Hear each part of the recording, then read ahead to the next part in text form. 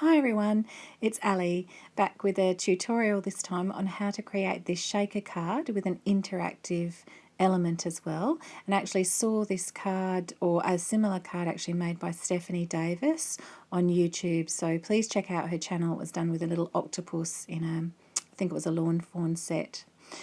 But today I'm going to use my favourite things mermaid set, and I'm using the peacock feathers and cracked pistachio and the twisted citron.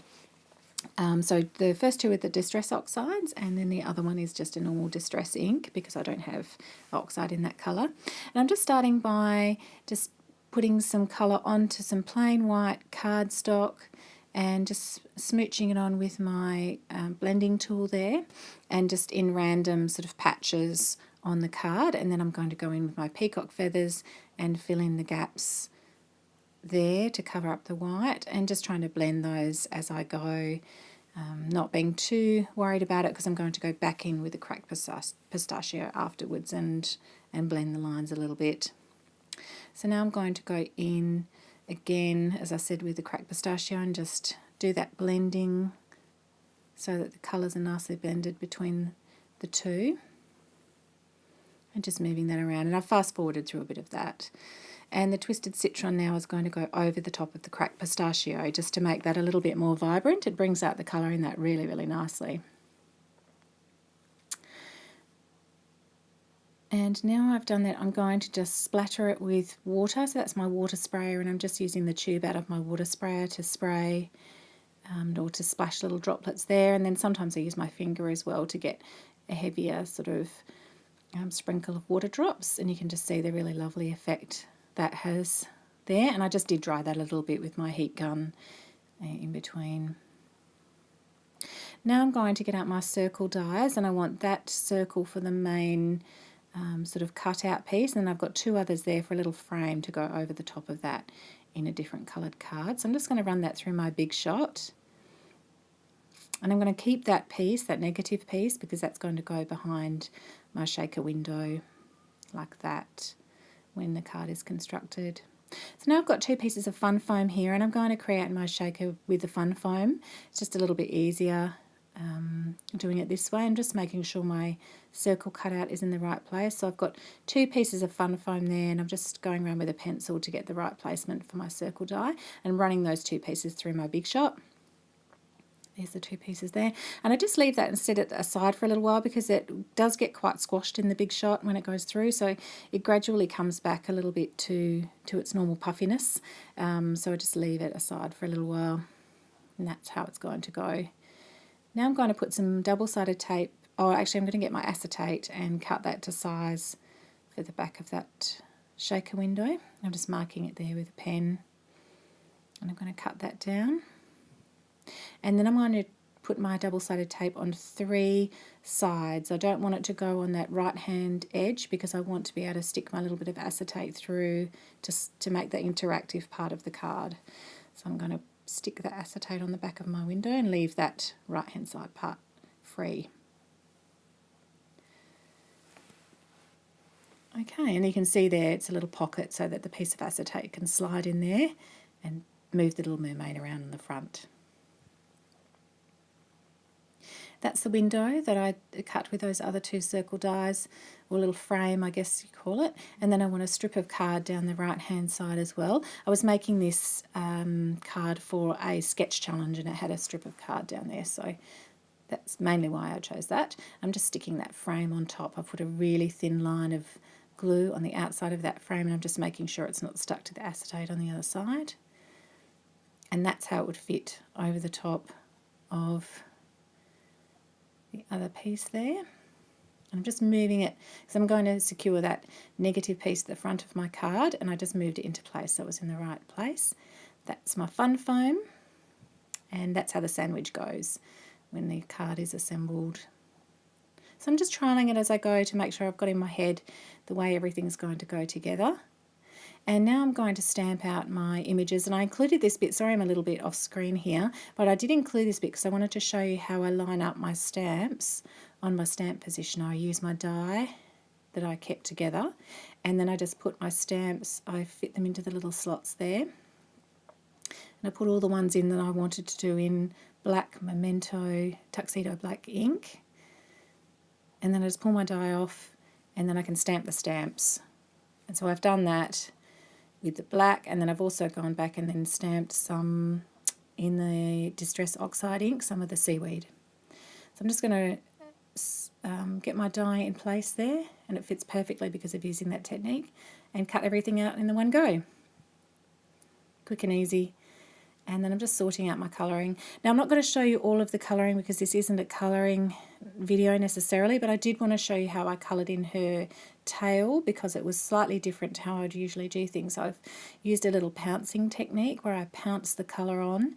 So I've covered it quickly in a light shade first, and then I'm pouncing on with the darker shades of Copics there.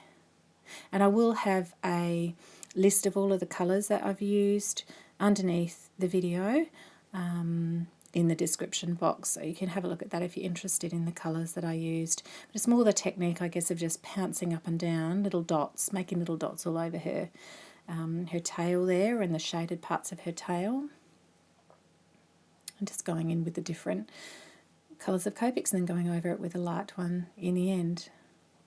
So that was basically how I did it, and I've just gone over her hair now with a white gel pen to give those little dots. Again, I saw this on another YouTube video or Pinterest, I can't really remember where, but I thought it looked gorgeous, and so I've done that on her hair this time around. And then I'm going to colour in those other images. As I said, again, I'll put the colours in for each image that I've used, and you can use the same ones or different ones or whatever you choose. So I've stuck my fun foam 2 pieces together, and now I'm going to stick my front panel onto the fun foam as well, or I think I'm just sizing it up there. Oh, that's right, I wanted to put a little slit down the side because I didn't want my tab, my interactive tab, to hang over the edge of the card, so I thought I would hide it under that strip of paper on the right hand side, so I needed to make a little slit for it to go in. So I'm just going to use my double-sided tape here, sticking that down. And I didn't have any really thin tape, and I didn't want it to go all the way over that piece, so I just hung it over the edge, and now I'm folding over the excess. And then I'm just going to stick that on my card. So it hasn't covered over that little slit there. I need that open because that's where my piece of acetate is going to go. My little handle is going to thread through there, just like this. So I needed it to be free. That's it, and then the mermaid's going to stick onto the handle there. I'm just bending up the side of her so her hand doesn't get caught under the edge of the shaker window as she moves.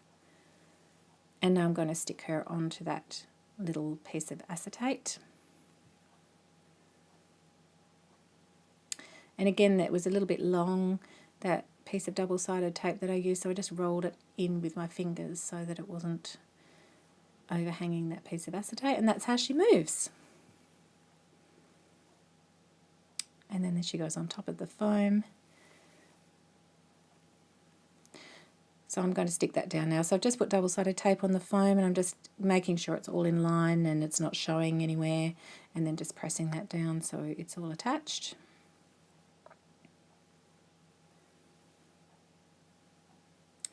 And then I'm going to start putting my pieces on and attaching all of the pieces on the front, and then also some on that back of the shaker window as well. And I've just gone around my images in a C1, a light grey, because I felt the white edge was quite stark, so I just wanted to mute that a little bit, and I often do that with my images. Now I'm going to attach all of my pieces, so I'm just going to use double-sided tape to adhere those onto the front. And now I'm going to put some pieces onto the back, or that negative piece behind the shaker window. And I wanted to put the mermaid in place so I knew where things needed to go. So I used this front panel just to take on and off and see where things would go and where they would look good and where I could see them through the window, and then just sticking them on with double-sided tape. You can really put them anywhere you like, obviously. It's totally up to you and personal choice.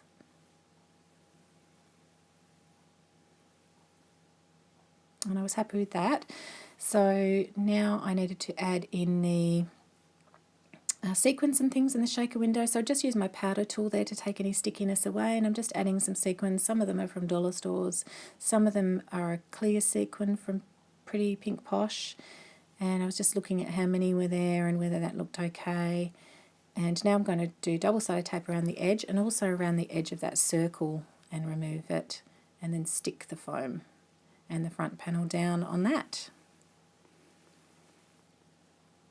Getting close to finishing now. Sorry this is such a long video. It's a long video for me. I usually try and make them around 8 minutes or so. So thank you for sticking with me and watching me create this card. And now I'm going to just stick the sentiment on, and I've just stamped that again in Versamark ink on some craft card and cut it out into a banner. And that little shell, I'm just going to use that little leftover shell as a sort of a handle, and also to stop the acetate going all the way through and coming out the other side. So I've just actually stuck it up with a little bit of 3D foam, so it acts like a little handle and it stops the mermaid from pulling right through the card or falling out of the card. And then I'm just trimming off the excess. So that is it for the card. I hope you enjoyed it, and I hope you go and have a look at Stephanie Davis's video as well. It's great. And thanks for watching. I'll see you next time.